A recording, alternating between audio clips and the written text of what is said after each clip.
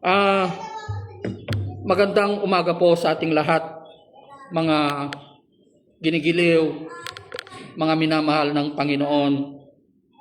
May pag-asa po sa Panginoon, mga ginigiliw. No? Ang ibabahagi ko po sa inyo sa umagang ito ay bigyan po natin ng pamagat na sino nga ba ang matatalino sa paningin ng Diyos? Who are the wise in the sight of God? Sino nga ba ang matatalino sa paningin ng Diyos at sino nga ba ang mga hangal sa paningin ng Diyos? Who are the stupid in the sight of God, mga ginigiliw?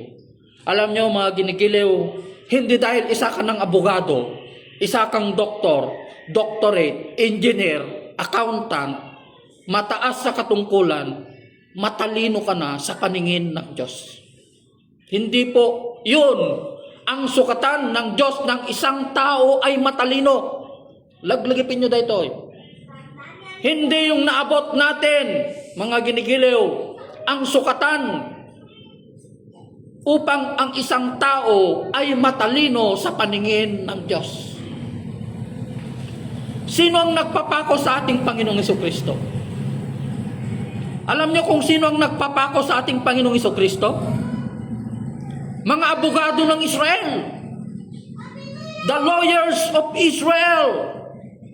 Pinag-aaralan nila ang batas ng Israel. Opo. Si Paul, he is a lawyer. Pero kinundena niya yung mga Kristiyano noon nung hindi pa niya nakilala ang Panginoong Jesucristo. Marami siyang Kristiyano na pinapatay. Diba? Dahil sa kanyang sariling karunungan.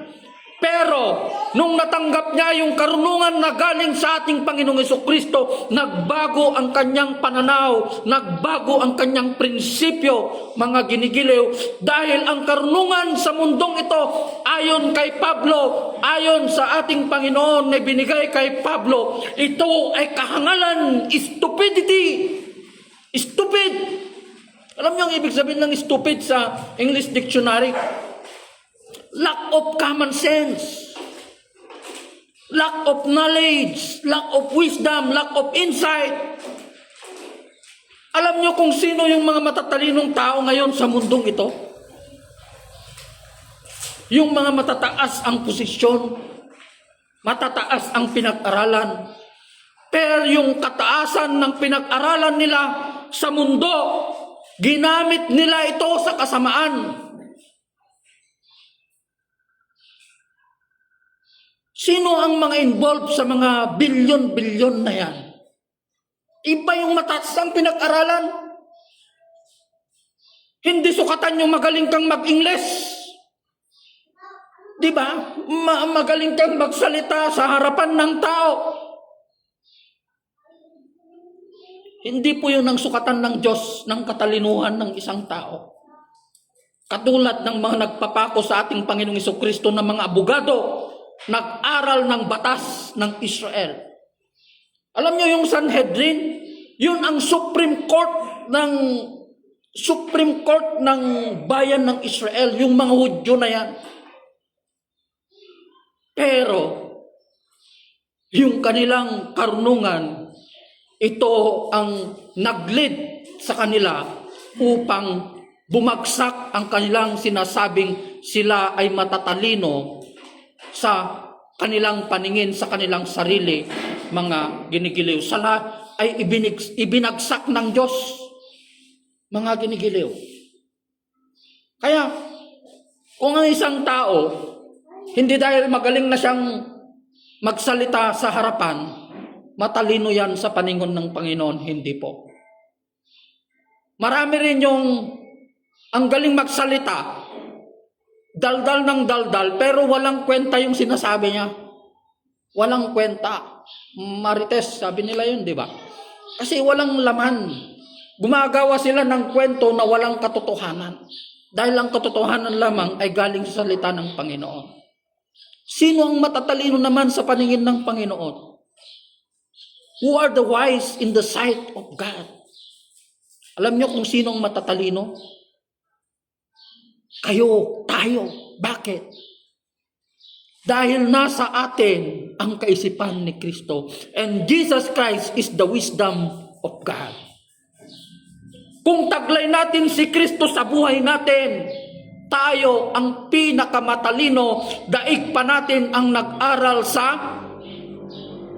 anong pinakamataas na pinag-aaralan sa buong mundo? Anong school na yun? Sinulat ko Harvard. Daig pa natin ang nag-aral sa Harvard University. Kasi yung karunungan natin, yung insight na yan, common sense na yan, galing yan sa Diyos. Kaya lahat ng plano natin, ginagabayan ng Panginoon, may patutunguhan. Di ba? May patutunguhan, may direksyon yung plano natin sa buhay. Saan napunta yung karunungan ng mga taong sinasabi nila na matatalino sila, abogado sila? May mga nabilanggo, di ba?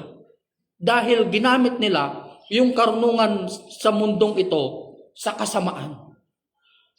Di ba? Dahil sa kasamaan, ginamit nila sa kasamaan yung karunungan na meron sa kanila. Kaya nga, alam nyo, kahit hindi nakapag-aral yan, kung nagbabasa ka ng salita ng Panginoon, para sa akin mga ginigiliw, mas matalino ka pa sa abogado. Mas matalino ka pa sa isang abogado. Dahil nasa iyo ang pag-iisip ng ating Panginoong Jesucristo. Mga ginigiliw. Kaya, sa mga Hudyo, sa mga taong nawala, ito ay kahangalan. Di ba? Yung sinasamba natin, yung naipako sa krus. Akala na stupid. Tayo daw ay stupid dahil sinasamba natin ang isang tao na naipako sa krus. Yun ang paningin ng mundo sa atin. Di ba? Yun ang sinasabi niya po dito sa Corinthians, mga ginigiliw. No? Sabi niya po sa Korinto,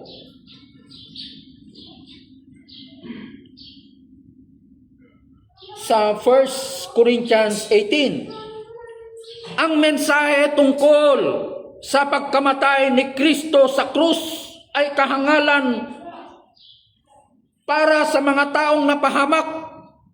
Ito daw ay stupidity daw para sa atin na tayo ay napahamak.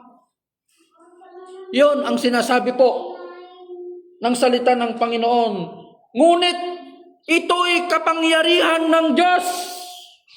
The power and authority of God para sa atin na naligtas, mga ginigiliw. Kaya, ibagbaga ti tao, maag kayo. Alam mo, ti maag, stupid. You are stupid.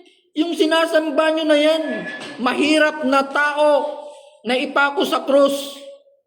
Kahangalan para sa kanila yung ginagawa natin, na sinasamba natin ang isang tao, nagkatawang tao na Diyos na ating Panginoong Jesucristo. Marami sinasabi po nila, kahibangan daw yung ginagawa natin. Yung tinataas natin yung kamay natin, nagpupuri tayo, umiiyak tayo. Diba? Aglaglag to tayo. Umiiyak, umiiyak ka. Sabi nila, nahihibang ng mga yan. Born again Christian na yan. Sira ulo ang mga yan. Sinasabi po nila, hangal ang mga yan, stupid ang mga yan. Pero, hindi nila alam. Ito ay kapangyarihan ng Diyos para sa atin na naligtas. Praise God. Na naligtas. Mga ginigiliw.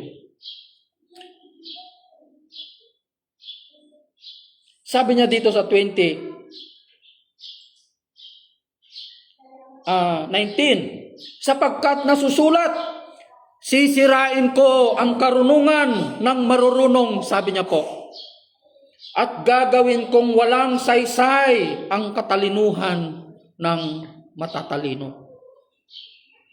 Sino ba ang mga gumagawa ng kasalanan na sinasabi ko? Yung mga ipamatalinong tao, di ba? Ano ngayon ang kabuluhan ng marurunong, ng mga tagapagturo ng kautusan, dagiti adult law, expert of the law, abogado ang sinasabi niya dito. Sa kapanahunang ito, ipinapakita ng Diyos na ang karunungan ng sanlibutan ito ay pawang kahangalan lamang. Stupid. There was one time when I was assigned in part of downstream nung isa po akong pulis, mga ginigiliw. Yung isang abogado, kasi sa police station, the court is just adjacent to the police station. So katatapos ko pong mag-share ng salita sa mga tao doon na nag-attend ng hearing. And it so happened na may isang abogado. So nagpakilala ko na pastor. Kung ayaw nga kitang tawagin na pastor, sabi niya sa akin, sir nga gusto ko Hindi ko alam kung ano yung relihiyon niya. Basta ayaw kitang tawagin na pastor, sabi niya sa akin. Ay, pasensya na po, attorney. Sorry po kung mali po yung pag-address ko sa sarili ko. I'm sorry, pastor. So, yun, ang masasabi ko sa'yo, no, brother, ayaw nga kitang tawagin pastor sabi niya sa akin. Basta sa akin sabi niya. After 1 week, namatay. Namatay po, promise to God. Namatay po siya. Ano ngayon ang kabuluhan ng isang matalinong tao na nag-aral ng batas ng tao? Kaya nga sabi ng salita ng Panginoon, do not touch my anointed one. Dahil ang lingkod ng Diyos, ang isang pastor, ang katapat ng buhay ng isang pastor ay 10,000 nakawal. Yun ang sinasabi niya kay David. Si David ay isang pastor. Kaya ang pastor, ang buhay ng pastor ay mahalaga sa buhay ng Panginoon. Dahil sila ang tagapagpayag ng kanyang mensahe. Sila ang ginagamit ng Diyos upang ipahayag niya ang kanyang mensahe sa mga tao. Tapos, mamaliitin mo lang ang isang pastor. Di ba? Kaya, hindi pa umabot ng isang 1 week na matay. Mga ginigiliw.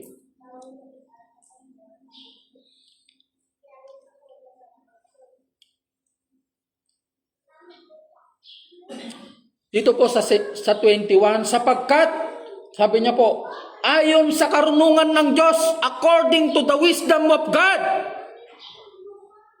hindi niya pinahintulutang siya'y makilala ng tao sa pamamagitan ng kalinang karunungan.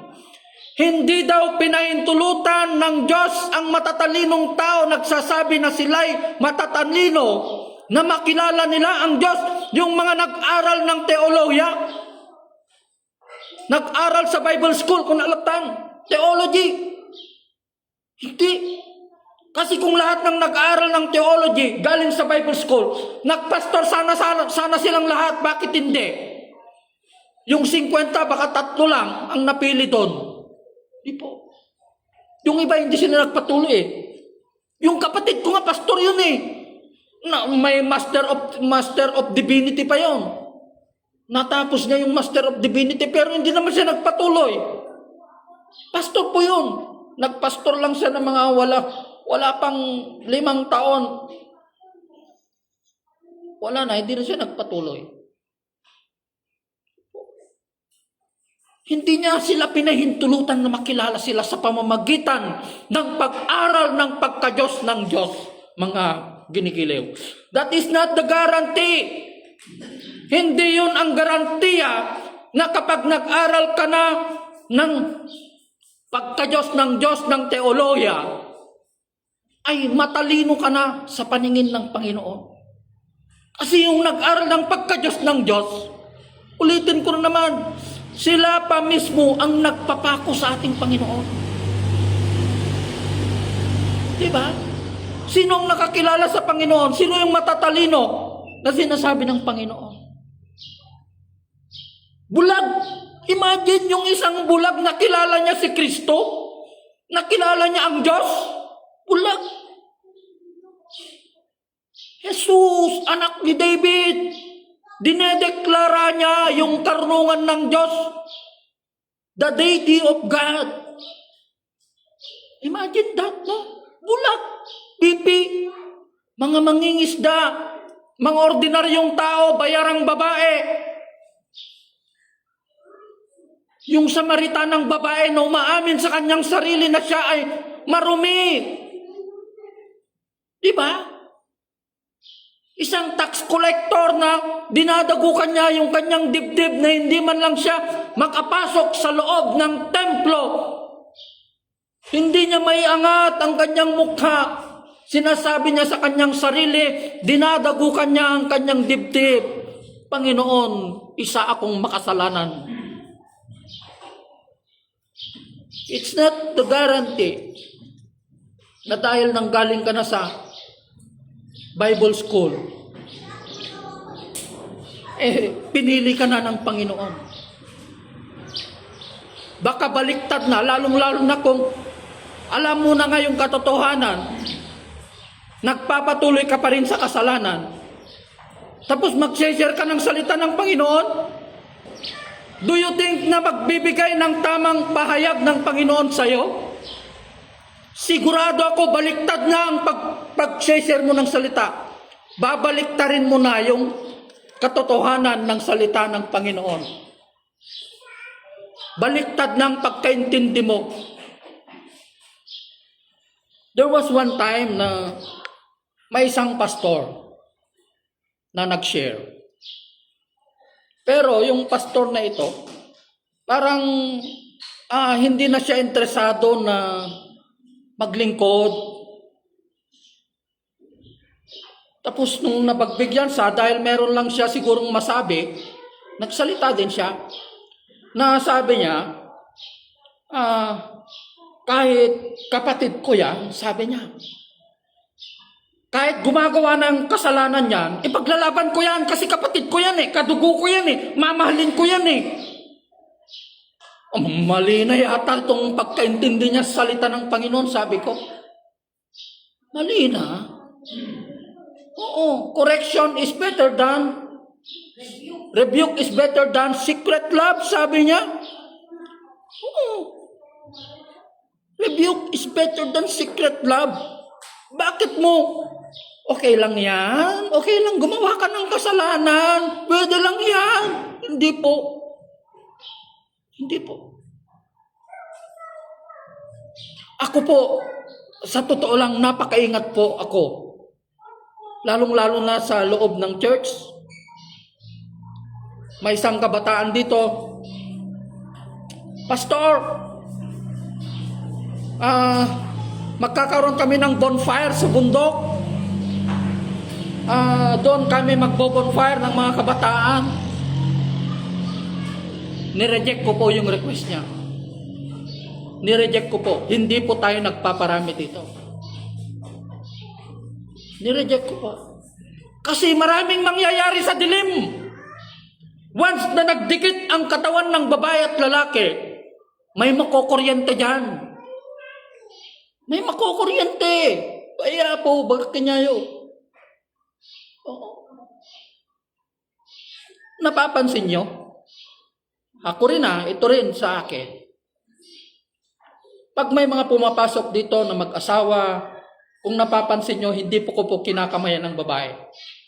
Napaka-sensitive ako sa bagay na yan. Ang kinakamayan ko lang, yung lalaki lang talaga. Malaksid. Pero yung mga anak-anakan ko dito, marami naman akong anak-anakan. Sensitive po ako sa mga ganyan na bagay. Lumalayo po ako, dumidistansya po ako sa mga ganyan na bagay. At ayaw ko rin na magkasama ang babae at lalaki sa pagmiministry. Kung mag-asawa, pwede. Pero kung may kasamaan sila, ay na grupo, pwede yun. Iniingatan natin yun. Yung iglesia ng Diyos.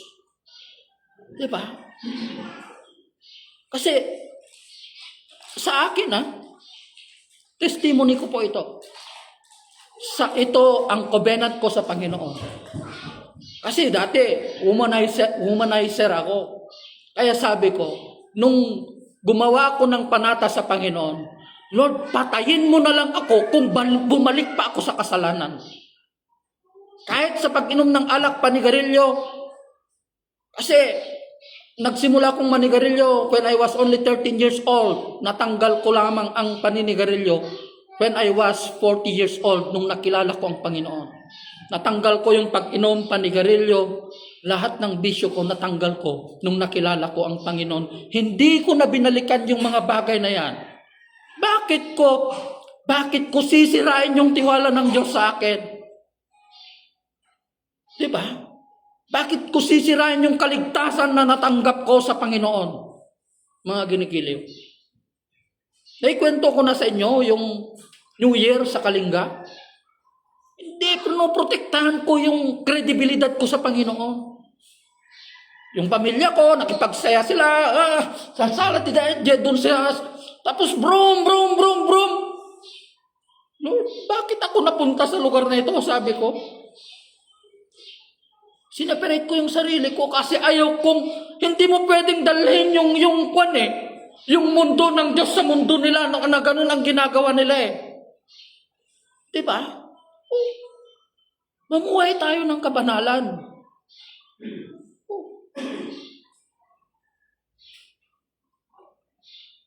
Kasi pastor po ako.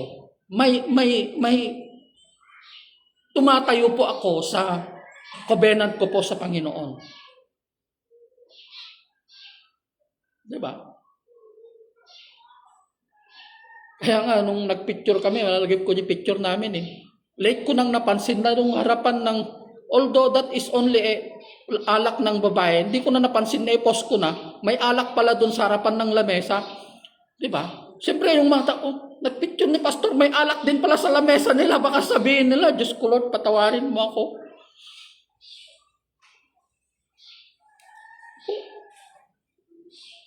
Kaya yun ang sinasabi niya sa Matthew 6:33. Seek first the kingdom of God. Who is the kingdom of God? Jesus Christ is the kingdom of God. And His righteousness. Ano yung righteousness ni Lord? The righteousness of God is the word of God. This is the righteousness of God. Yung mamuhay tayo ng katulad ng ating Panginoong Jesucristo, mga ginigiliw. Diba? Po.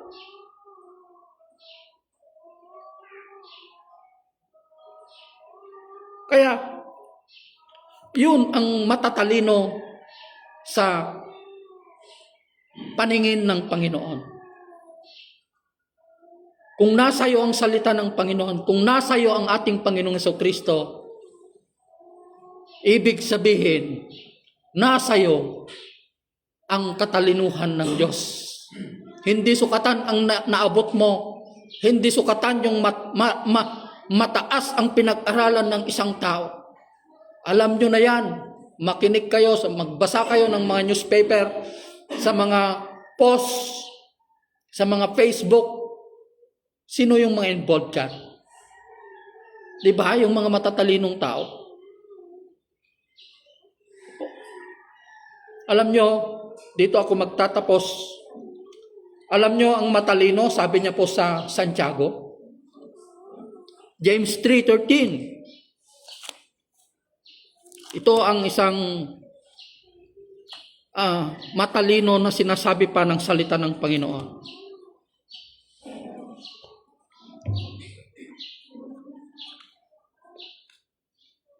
Ito ang karunungan na mula sa Diyos, sabi niya po, mga ginigiliw.